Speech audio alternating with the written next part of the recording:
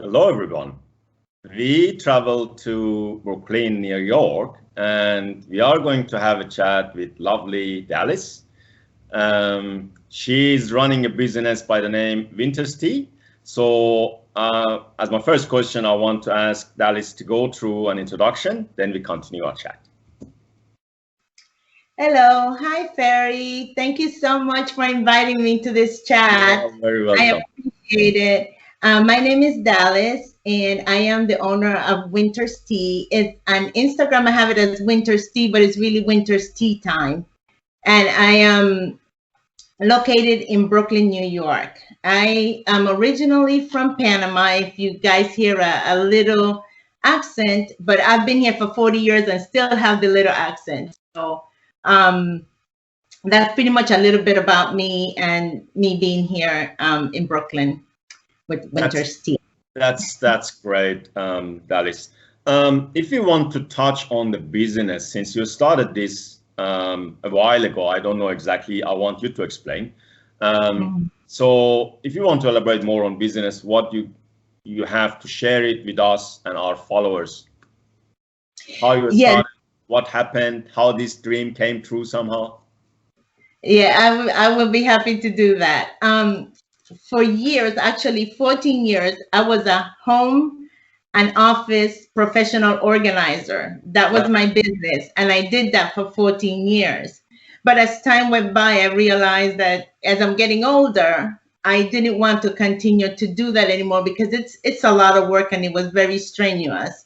So I decided I wanted to do something else. I didn't know what, but one of the clients I met that I was downsizing her, she knew everything about high tea.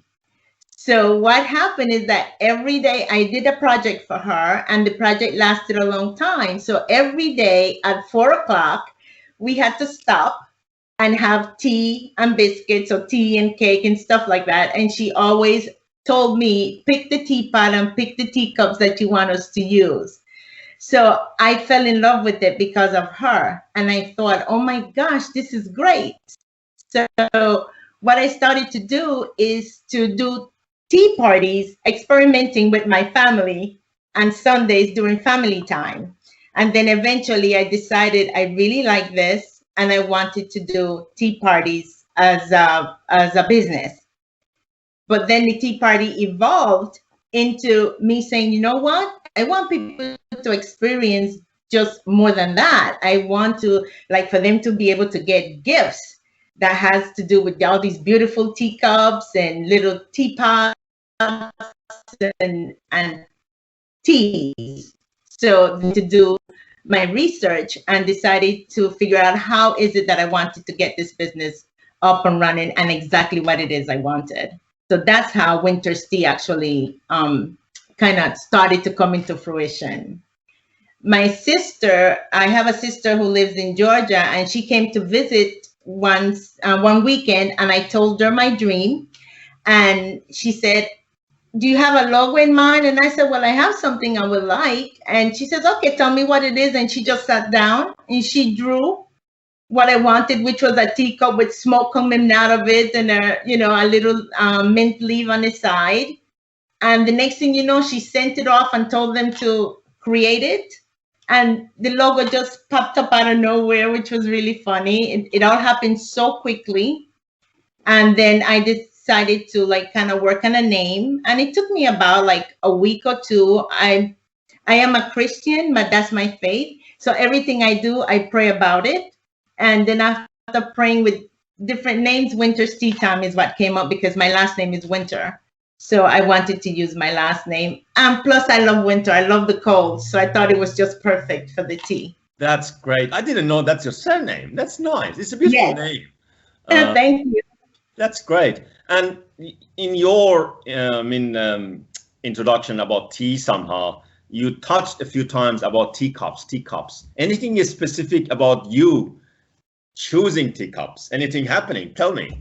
Yes, what I did was I wanted the teacups to be special. I didn't want just regular normal, oh, let's go to the store, buy teacups kind of thing. I thought it would be really nice because there's another thing about me, I love antiques. So for me, I wanted everything to be antique and vintage, at least when it came to the china, because I am a big collector. I collect china, teacups and teapots.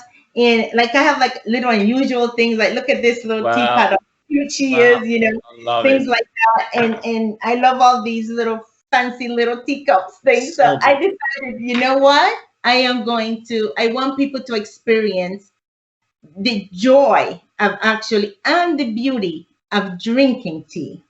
So I knew I didn't want to use tea bags. Not that there's anything wrong with it, but that's not what I wanted. I wanted to use loose leaf teas and make it even more special by having also the infuser spoons to go into these fancy little teacups, So what I did was I started traveling to different places and going to all these different antique shops and vintage places looking for all these special teacups.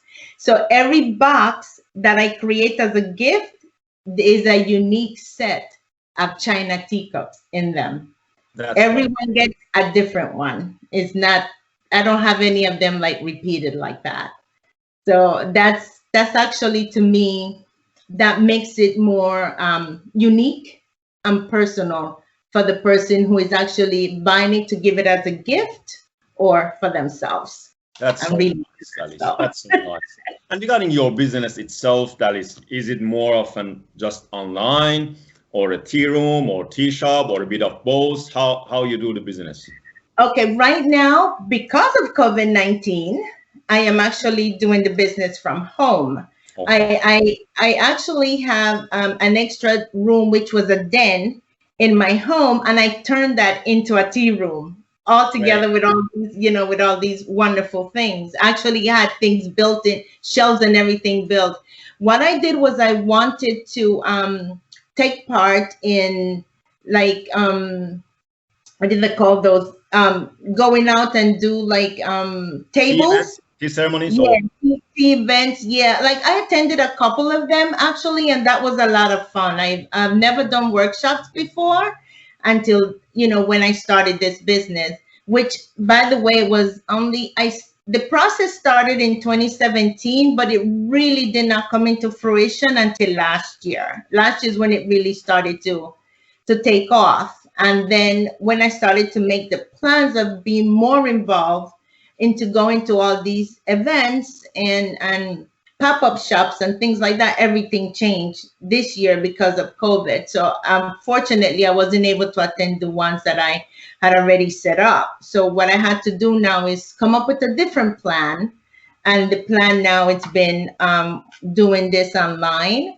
And the great thing is that from the people who have already ordered boxes from me, they have given them a gift, and then word of mouth just kind of got spread. So now I get calls, and most of the time I get calls more than they do online to actually order a box. But yes, pretty much I'm doing it online, unless people just call and request it. That's great. And if you want to touch on the people's culture in that area, what do you have to tell us? Is it more coffee or tea? If it is tea, loose leaf, tea bag, I mean, what is the situation? Yeah, it's a combination of things. I find New Yorkers to be more coffee lovers. And there's nothing wrong with that, because if I'm going to be honest, if I am going to be honest, I do have a cup of coffee in the morning, but only one. But yes, I think it's more coffee. However, the few people, at least so far, here in Brooklyn that I have now come into contact with due to what I did was I was able to do a few little tea parties, free tea party events for people to come and try like to be get familiarized with teas. Amazing enough, Ferry, they're like, oh my gosh, this is like so different. This is great. So I think people are open to try other things, to try tea other than coffee, or just do both. I don't think so much so that they're not willing to be open to it. One of the reasons is that people are realizing now that tea have so many health benefits. Exactly. And that's what now everyone is concerned about, especially because of COVID-19. And even before COVID came in, we had winter. There's always flu season and things like that. So everyone always was asking, like, what's a good tea to drink? If I don't feel well, if I have a cold, if I have nausea. So they're a little bit curious. So I think right now New York is slowly kind of coming into it. Where I am, particularly in Brooklyn, I think it's a combination of both tea and coffee, actually. So I think there's a market for it pretty good, and I'm going to try to hit it as much as I can. That's great, Dalis. That's great. So as a tea lover, you will start cheating somehow with the coffee in the morning. Yeah. That was, Ferry, to be honest, I am from Panama originally. I was there as a kid. And what I do remember was that there was a time I went to live with my grandfather, and he lived in Bocas del Toro, which is an island off of Panama City itself, right? So he had like mint growing all over the place. So I used to go out and pick the mint, the fresh mint, and bring it in for us to have tea. And so actually growing up, we grew up on tea. I wasn't allowed to have coffee as a kid. Oh. My mom didn't believe in that. I actually was drinking tea until I was like 20. And that was really funny because my first taste of coffee, I was like, oh my gosh, this is what this tastes like. But then I was like, but I'm an adult now, so I'm going to drink it whether I like it or not, but I never stopped drinking tea because I knew that's what I grew up on. And I always knew that my mom always gave us tea, especially if she knew we weren't feeling well or something was going wrong. So tea was always part of our lives growing up. And it's even a bigger part of me right now, That's and great. not just because of the business, but just because this is what I drink. And when people come, this is what I offer them. Even before I started the business, it was still tea. It was very important in our lives. Yeah. Okay. Based on what you're telling us, Dalis, what I understand or I assume is back home in your country, Panama, it's mostly tea. Am I right? Yes. People Yes. mostly drinking tea. Okay. Yes. Yeah, we do. I didn't. Unfortunately, I can't tell you like I know what tea specifically, is aimed at that. It's part of the country, but I do know only my part. When I was with my grandpa, it was mint. It was fresh mint. Now my mom, she knows a lot about medicinal teas. So some of those things I can pick up from her, but she's old school, so they're like, I'll give it to you, I'll make it for you. They don't give you too many details. They're just gonna make it and give it to you, and that's it. So you gotta kind of do the research on your own, but yeah. That's good. So mom has been somehow your mentor for tea, huh? Herbal. Yeah, I would say that. Yeah, That's she has. great. Yeah. In what you have done for tea, whether this is, online business or whatever, do you remember anything happened to you funny to share it with us? Yeah, well, the thing that I find the funniest, I don't have like I had an accident tea thing, haha. But my aha moment is always when I'm trying to do my photo shoots for Instagram. First of all, Ferry, you have to know, I have to be honest with you. All of this is new to me because, the tea business is new. I'm not like I've ever owned this business for a long time. And also, I've always been like a little intimidated by social media. So when I found out that I had to be involved and Instagram was the place, I was like, okay, I think I can deal with that. It has to do with pictures mostly, even though you have to describe what it is you're doing. Let's start. I tell you, sometimes it takes me like a whole 2-3 hours just to just to get one good picture because the lighting has to be perfect, the teapot and the teacup has to be perfect, the staging of the whole thing, and sometimes Ferry, I'm like this. So those actually trying to get the tea, even like brewing the tea correctly, I have to taste everything before I actually, set it up to Set it make up, sure. yeah. Yeah, because I'm not gonna say like, oh, this tastes delicious when it doesn't. So I have to make so. To me, anyone who watches me trying to get this done will be rolling on the floor like this woman is ridiculous. Yeah, so because it's like a whole project in itself, I but know. I mean, you're right, Dalis. I mean, nowadays, if you consider the people, I mean, comparing with us, they're so quick in getting these stuff, Instagram, yes, yes, Pinterest, and TikTok, whatever. But for us, yes. it's not easy. Do you know what I mean? No, it's not. No, it's not. You got to make sure everything is just perfect. One of the other things that I also I was so busy trying like to make sure everything that I photograph is staged correctly and it looks good and it's appealing to the eye. And one of the things I failed to do was actually incorporate the actual part of the business, which is the tea gift boxes. I never even like normally mention them. I would mention the teas though, but I never really like said, okay, you can find this tea in this box or whatever. I never did that. So it's still all a learning process, but I'm having fun as I'm going along with it. And like I said, there's a lot to learn, but I am excited for this new stage of my life. I mean, switching from being an organizer to now a tea owner. Yeah, tea business owner. It's they're two different worlds, but I am so excited about it, and I am looking forward to the future. And just thanking God for the journey because I want.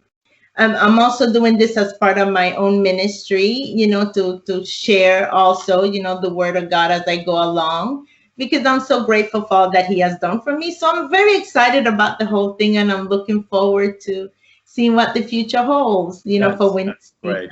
You have a great personality, and I follow your account. I see your posts, and I can get that energy from your post. So you have done a great job so far, Dalis, and I know that in future you will do a great job, and I'll continue doing this. And as you mentioned, that's a journey. I mean, the life is there. You start somewhere. So in that journey, it's good to learn different things, learn new things. So, which is great. And as you mentioned, okay, for you or for me, Instagram was new, maybe 1 year, 2 year, whatever ago.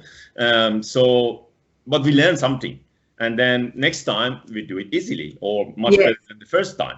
So that's great. I mean, for me, I'm not thinking of anything else in my mind to ask you, but I want to see if you have forgotten to say anything. You missed something you want to share with us now?